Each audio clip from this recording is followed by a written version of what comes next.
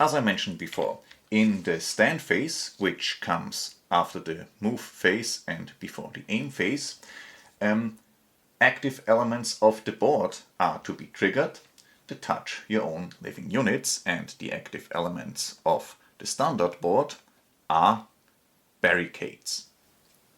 First of all, barricades are destructible.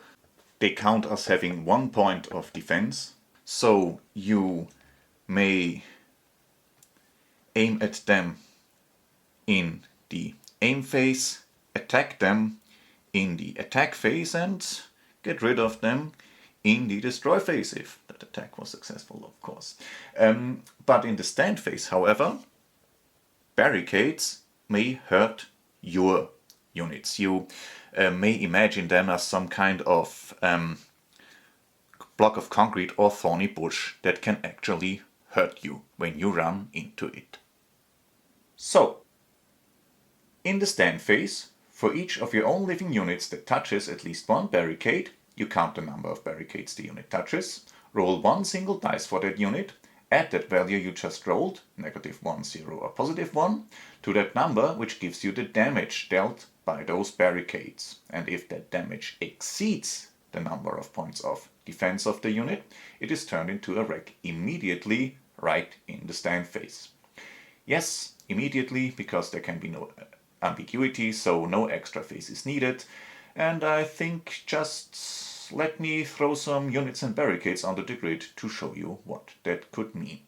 Okay, here we go. So let's say that this is the stand phase of my turn. I am red, and now I have to deal with all of my own living units that touch active elements of the board, which for the standard board are barricades. First, of course, my own units, so these are of no concern to me in the stand phase.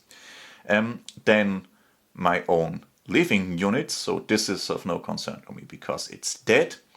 And my own living units that touch active elements of the board, which means I don't have to care about this guy because this unit doesn't touch any active element of the board, but these three do, and so I shall put markers on them.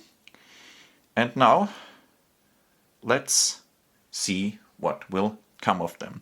First of course, this 306. This is a gamble because it doesn't have any points of defense. It touches one barricade. So, number of barricades. Then let's say I'm lucky and I roll a modifier for -1. This means number of touched barricades times 1 plus modifier would be 0 in that case, which does not exceed the number of points of defense of this unit, so this one here is in the clear.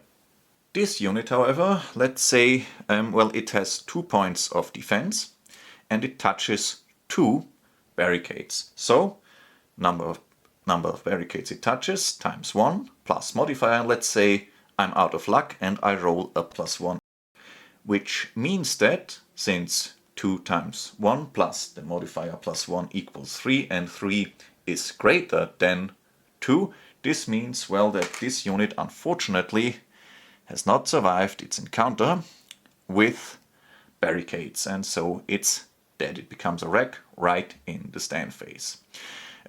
With that unit, however, I wouldn't even need to roll a dice because it has 3 points of defense.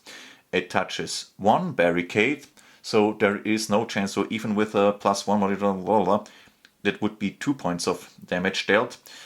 So there is no way this unit can be destroyed by the barricades it touches. And, of course, something else very important I think I forgot to mention before is that barricades, they don't aim. So one single barricade can absolutely harm several units in one single turn. So, for instance, this unit here touches those 3 barricades, and this unit here touches those 2 barricades. So this barricade will do harm to both of these units in the same turn.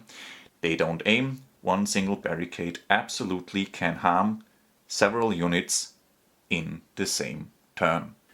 So, that's the deal with barricades. On the standard board, barricades surround the target zone, shielding it very effectively against units with either no defensive or offensive capability.